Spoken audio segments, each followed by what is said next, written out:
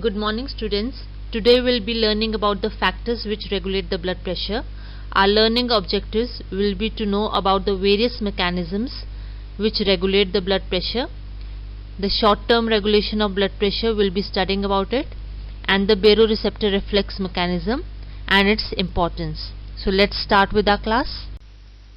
Starting with the blood pressure regulation, we know that our body aims to maintain the mean arterial pressure in a narrow range of 95 to 100 mm, and this is so because it has to maintain a constant tissue perfusion for the viability and functioning of the tissues.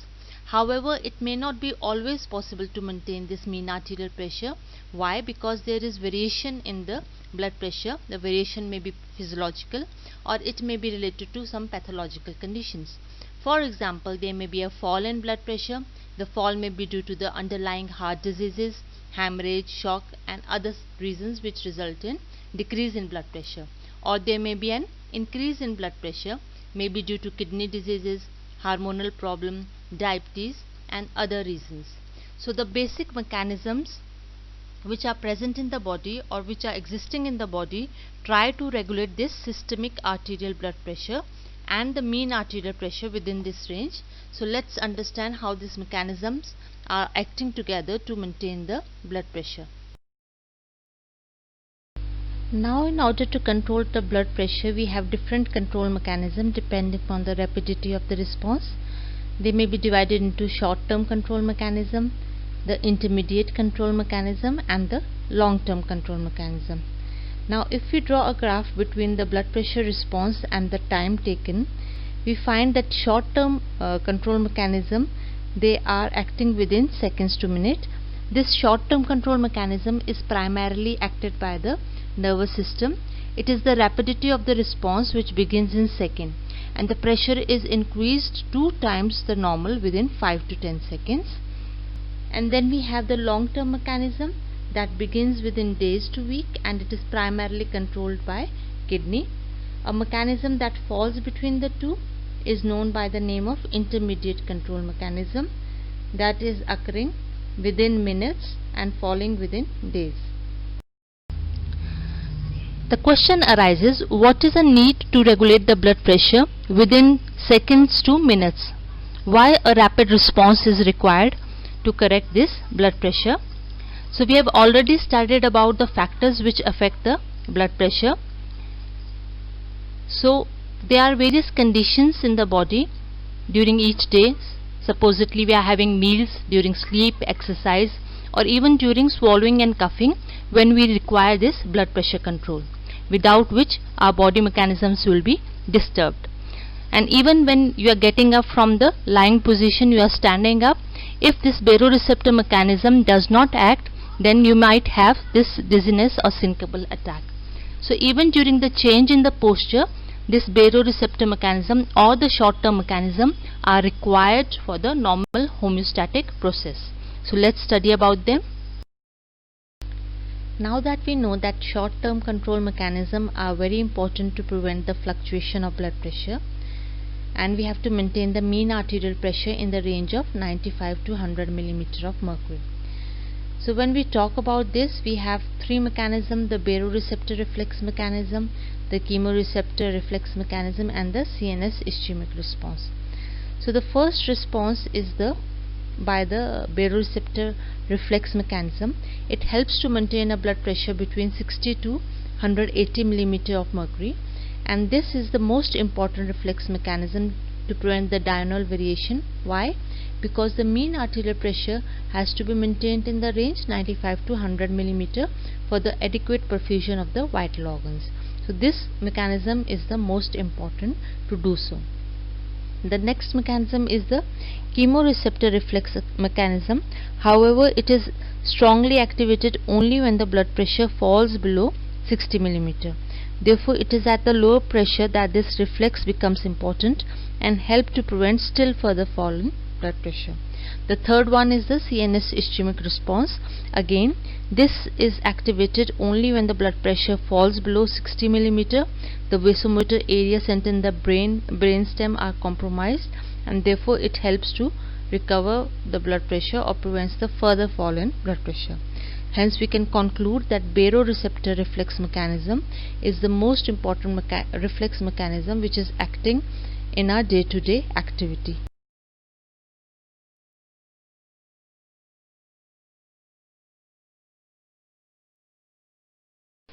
Now let's talk about the salient features of the short-term control mechanism of blood pressure.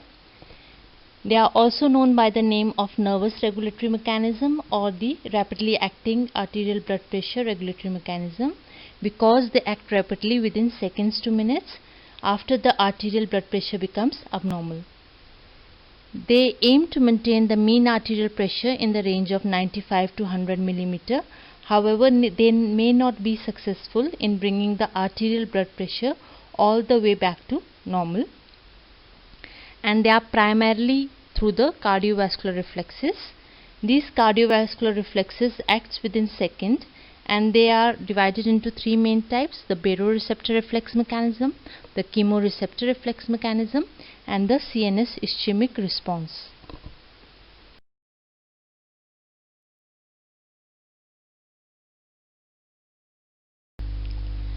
Now we know that baroreceptor oppose an increase or decrease in the arterial pressure. Therefore, it is also called by the name of pressure buffer system. These are the experimental evidences that prove that the baroreceptors serve as a pressure buffer system. First is this one. It shows a frequency distribution curve of arterial pressure over a period of 24 hours from a normal dog. So what do we see here? We see that when baroreceptors are intact, as seen by the blue graph, the blood pressure is being maintained between a range of 95 to 105 millimeters of mercury. And when it has been denervated, the arterial pressure is varying extremely from 50 to 160 millimeters of mercury. Then we have a second graph. Here we have a 2-hour recording of arterial pressure in a normal dog. With an intact innervation, you see that it is being maintained again between 95 to 105 millimeter of mercury. And when denervation is done of these bilateral buffer nerves, then we observe that there is an extreme variability of pressure. You can see in the graph that even during the simple routine activities such as lying down, standing, eating and defecation, the variability is present. Hence we can safely conclude that baroreceptors serve as a pressure buffer system, and it is reducing the minute by minute variation which occurs in the blood pressure during the daily routine activities. Now baroreceptors are also known by the name of mechanoreceptor or the pressure receptors. Basically they are the stretch receptors which are located on the wall of heart and the large blood vessels. If we divide them functionally, they can be classified as high pressure baroreceptors which monitor the blood pressure in the arterial circulation or the areas where high pressure is there. They can be present on carotid sinus, aortic arch or the wall of the left ventricle. Then we have the low pressure receptors which are present in the low pressure area of the circulation. They are collectively known as cardiopulmonary receptors. The atrial receptors are present on the wall of the right and left atria, whereas the pulmonary receptors are present on the wall of pulmonary trunk and the division of right and left pulmonary artery. I said that these baroreceptors are the stretch receptors, and these receptors are present within the wall of the heart or the large blood vessels. When I talk about the arterial baroreceptors, the receptors are present within which layer of the blood vessel? It is the adventitial layer. They are systemic arterial baroreceptor, meaning thereby that when they are present in the carotid sinus or the aortic arch in the adventitial layer, it is known by the name of systemic arterial baroreceptors. And when they are present in the wall of the pulmonary trunk in the adventitial layer, it is the pulmonary baroreceptors. And the next class are the cardiac baroreceptors. The receptors are present in the wall of heart in the subendocardial layer. So these receptors can be the atrial receptors, or these receptors can be the ventricular receptors which are present in the ventricles and interventricular septum. Now the baroreceptor reflex mechanism is a neural reflex mechanism that regulates the mean arterial pressure by the mechanism of negative feedback mechanism. So it has the following component. First, a detector, then the afferent neural pathway, the central coordinating center, the efferent neural pathway, and the effector. So these are the 5 components which comprise this baroreceptor reflex mechanism. First, the detector or the sensor or the receptor that is able to detect the pressure change in the arterial system. It is mainly the baroreceptor, as the name suggests. Then we have the afferent neural pathway. They convey the message from the detector to the central nervous system. Here we have the 9th and the 10th nerve. The central coordinating unit is a control center which compares the intended signal from that of the set point. So what will happen? The signal which are coming from the periphery will be compared with the set point, that is mean arterial pressure, that range from 95 to 100 mm. So any fluctuations in the signal, that is decrease in blood pressure or an increase in blood pressure, will be compared here, and a generation of error signal will be there. It will be processed and generating an appropriate response. Then this response will be carried through the efferent neural pathways, which will convey the response from the center to the periphery. And finally we'll have the effectors. These are the elements which act to bring back the deviation to the normal set point.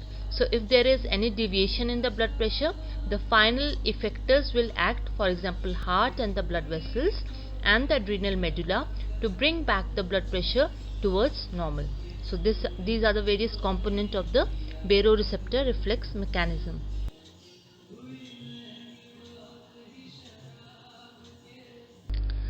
The sensor component consists of mechanoreceptors which are located at the strategic high pressure sites.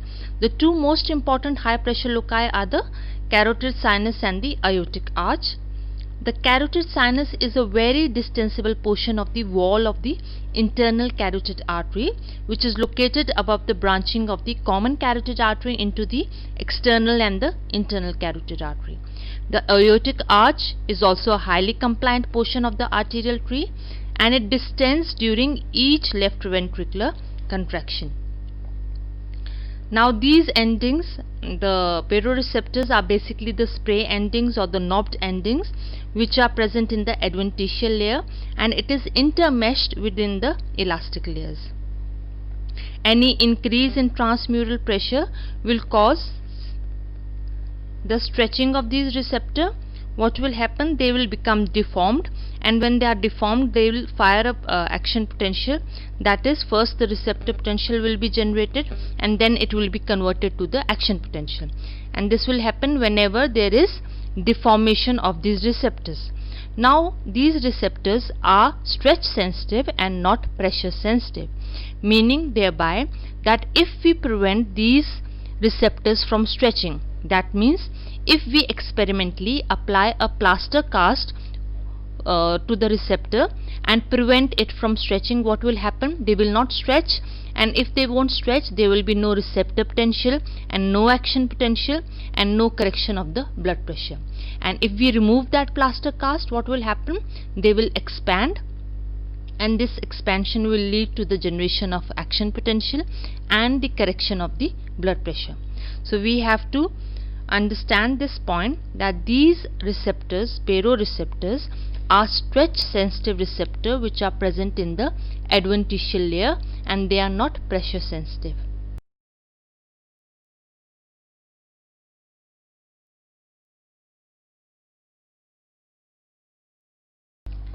As we already know that any potential which is generated in the receptor is known by the name of receptor potential. So let's understand how a receptor potential which is generated in the baroreceptor generates an action potential. We already know that baroreceptor is a mechanoreceptor, meaning thereby that it senses the stretch. Now we want to understand how this mechanical signal is converted into an electrical signal of receptor potential and then into the action potential.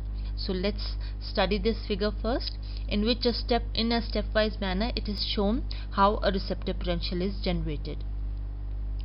Firstly, we can see that in aortic arch there is a presence of aortic baroreceptors. These baroreceptors respond to the increase or decrease of the stretch. Here it is seen that whenever there is an increase in arterial blood pressure, it will cause the vascular wall tension to rise. This will cause the deformation of these aortic baroreceptors, and this will lead to the opening of small channels which are non-selective channels for the cations. An influx of sodium and calcium will occur, and we know when sodium and calcium will move inside of the baroreceptor, it will lead to the depolarization of the baroreceptor and hence generation of a positive inward current, and a receptor potential will be generated. So we can say that an increase in transmural pressure leads to the inward current with the flow of cations such as sodium and calcium, which lead to the depolarization of the receptor. This depolarization produces the receptor potential.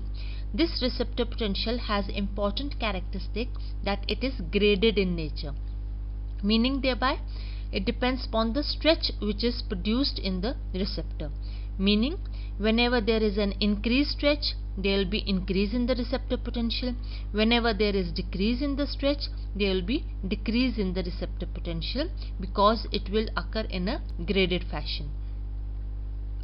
And once this receptor potential is generated, then it will be modulated into a frequency signal, meaning thereby if the stretch produced is less, then less will be the frequency of the signals produced in the action potential, and if the stretch produced is more, there will be more frequency of the signals in the action potential.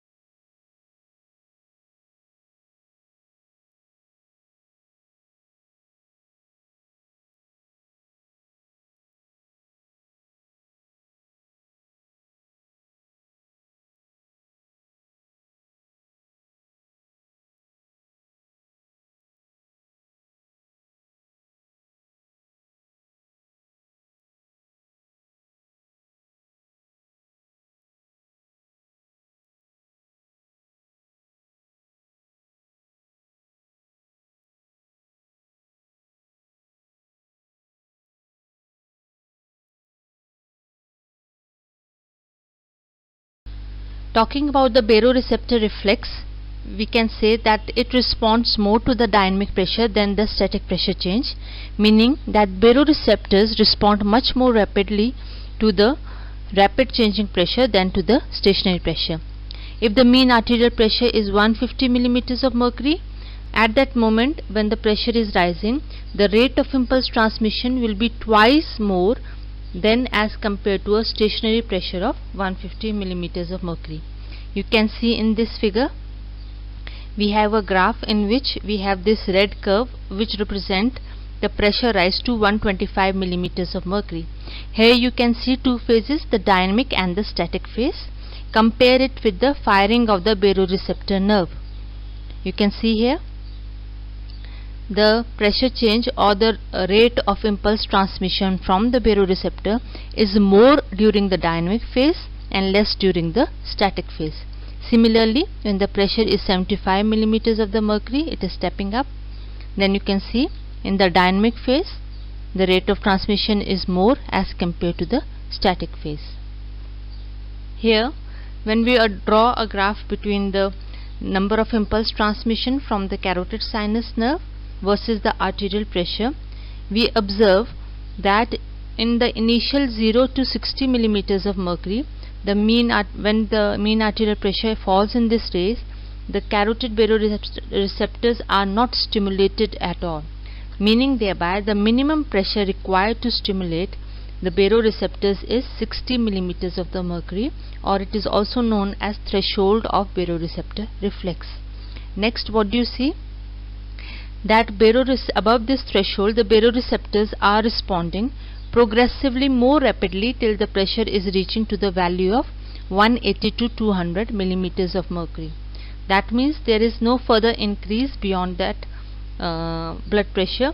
Thus the baroreceptor exhibit a greater sensitivity from 60 to approximately 200 millimeters of the mercury, and the maximum operating range, that is the optimum level, is from 95 to 100 millimeters of mercury, where even a slightest change in the blood pressure is bringing about the baroreceptor signals to readjust to that arterial pressure. So we can see here it is more sensitive to any other part, and this is the range at which the mean arterial pressure is also operating. Therefore the baroreceptor feedback mechanism functions most effectively to bring the mean arterial pressure within the normal range whenever it is altered. Baroreceptor acts within 30 to 60 seconds of activation.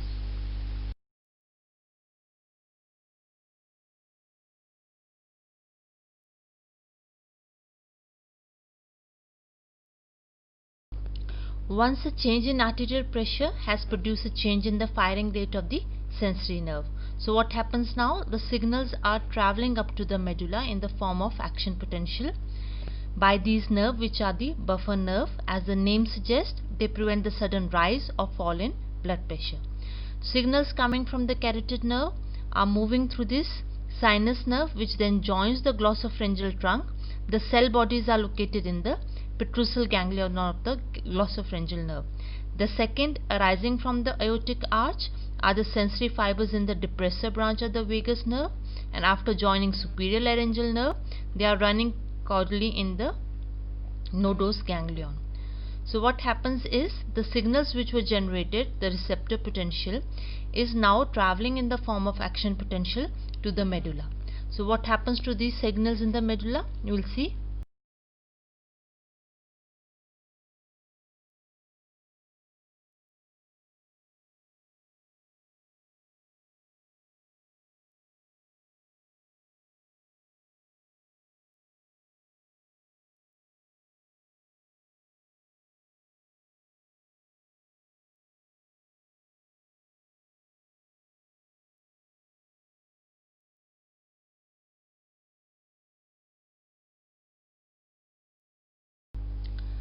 So what we see here is the entire complex of the medullary nuclei involved in cardiovascular regulation, and it is known by the name of medullary cardiovascular center. This center is receiving important information from baroreceptor, and it is a major coordinating center for these cardiovascular responses. So as we can see, the afferent fibers go on to nucleus tractus solitarius, which is also known by the name of medullary relay station. Why? Because it is receiving the afferent information from the periphery, then it is relaying to the different medullary nuclei. As we can see here, it relays into dorsal nucleus of the vagus, and it is also relaying to the nucleus ambiguous. These two centers are also known by the name of cardioinhibitory centers or area. Why? Because activation of these centers will lead to the increase in parasympathetic outflow, and we know when there is increased activity of the vagal fibers, it will cause decrease in the heart rate and decrease in the force of cardiac contraction. Then we also have fibers from the nucleus tractus solitarius projecting to this area, which is known by the name of CVLM, or the caudal ventrolateral medulla. This is the depressor area for the sympathetic activity, meaning thereby that whenever this area is activated, it will cause decrease in the sympathetic activity and inhibition of the tonic discharge of pressor area. That means whenever this area is excited, it will cause arterial dilatation, venodilatation, and decrease in heart rate and force of contraction.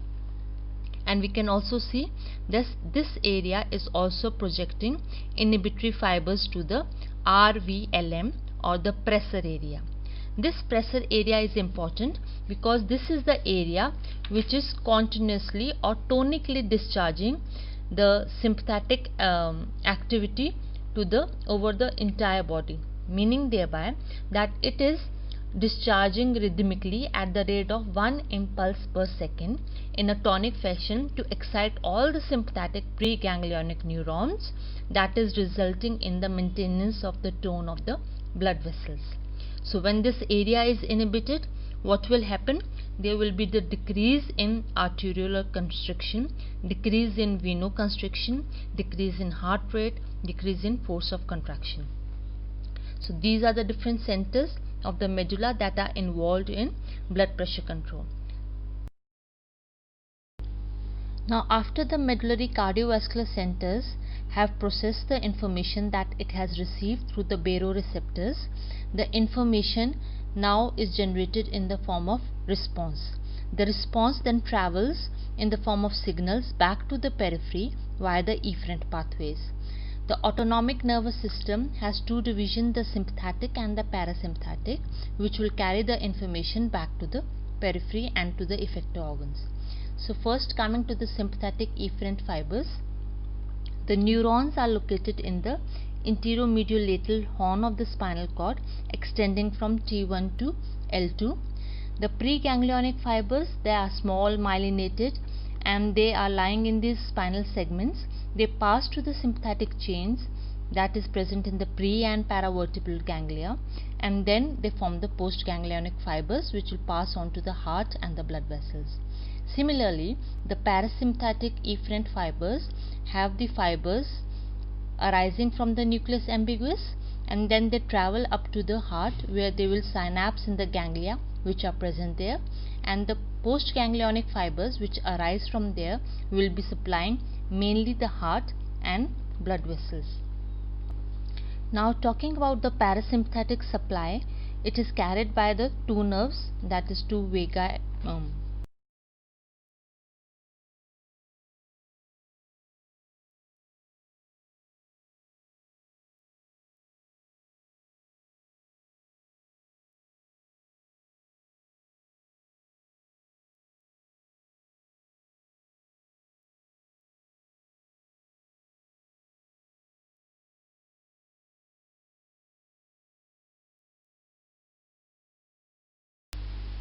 The postganglionic fibers from the sympathetic nerve releases neurotransmitter in the form of epinephrine, and it regulates the activity of heart, blood vessels, and also the adrenal medulla.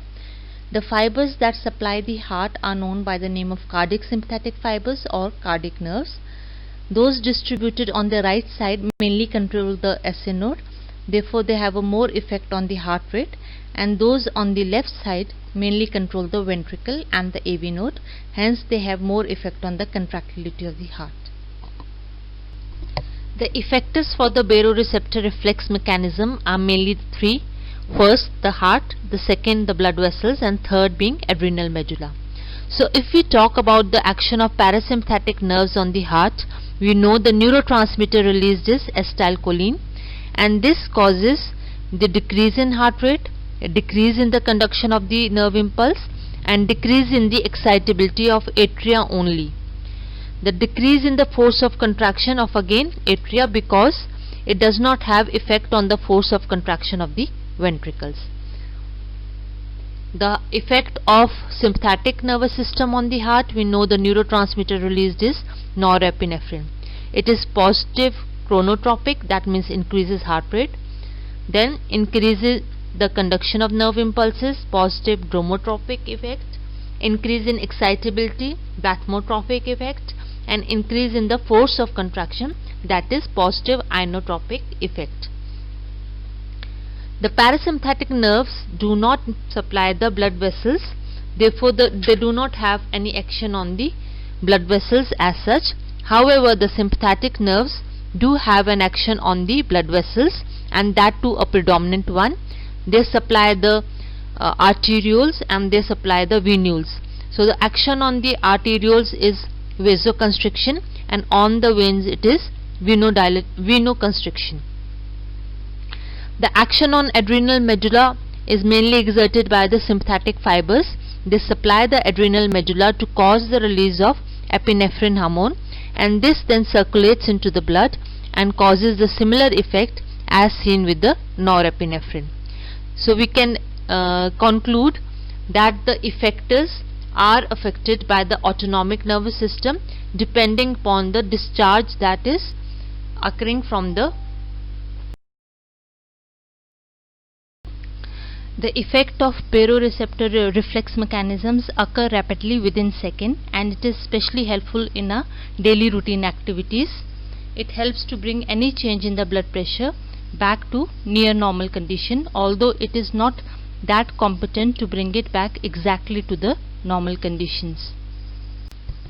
The carotid sinus has the carotid baroreceptors, and when bilateral clamping of the carotid arteries is done proximal to the carotid sinus, what will happen? This will lower the pressure in the sinuses. This will then cause decrease in the discharge rate from the carotid baroreceptors. This will set up a baroreceptor reflex. It will go to the centers in the brain, and then it will decrease the outflow of the parasympathetic nervous system and increase the sympathetic discharge, which will result in rise in blood pressure and increase in heart rate.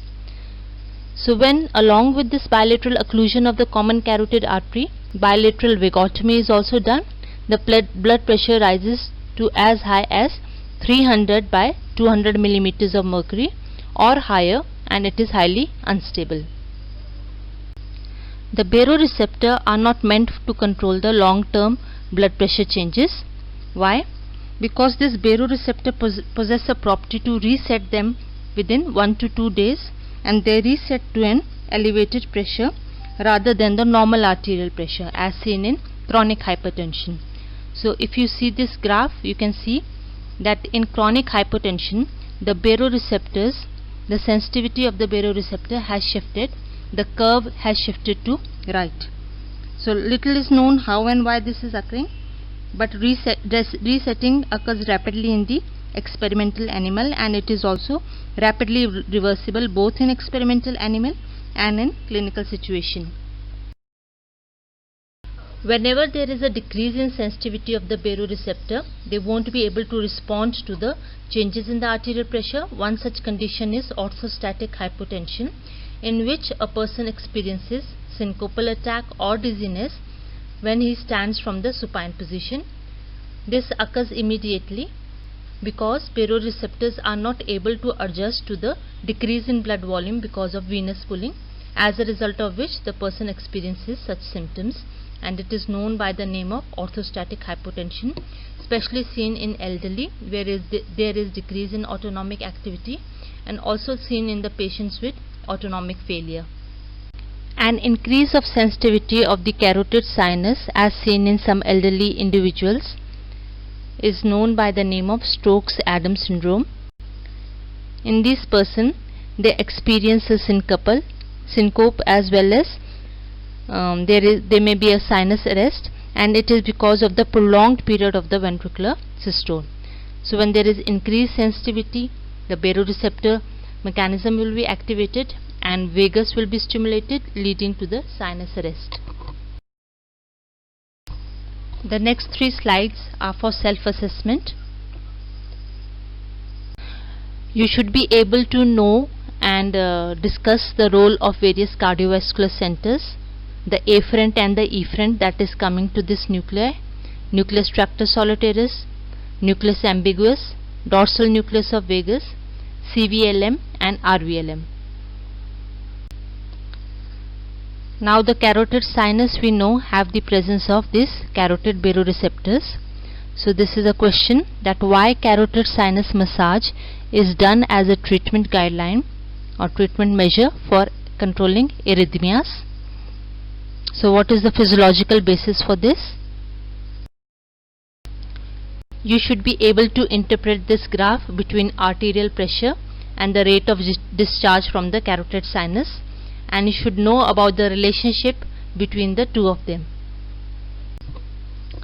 So this is a question for you, that how blood pressure is corrected when there is a road traffic accident during which there will be blood loss, and the blood loss will cause decrease in blood pressure. So the stimulus here being the decreased blood pressure or blood loss. This is again a question regarding baroreceptor. So whenever a person is standing from the supine position, there is pooling of the blood towards the lower limb. So what will happen?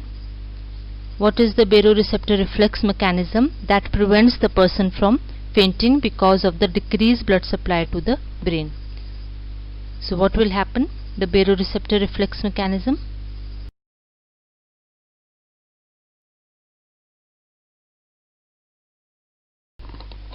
This is the reference material for the class we have studied today. So this is the topic. So we end our today's class, and if you have any queries, you can WhatsApp me on my personal WhatsApp number between the time of 10 to 1 tomorrow. Thank you for your patience. If you have any queries regarding this topic, you can WhatsApp me between the timing of 10 to 1 tomorrow, and thank you for your patience.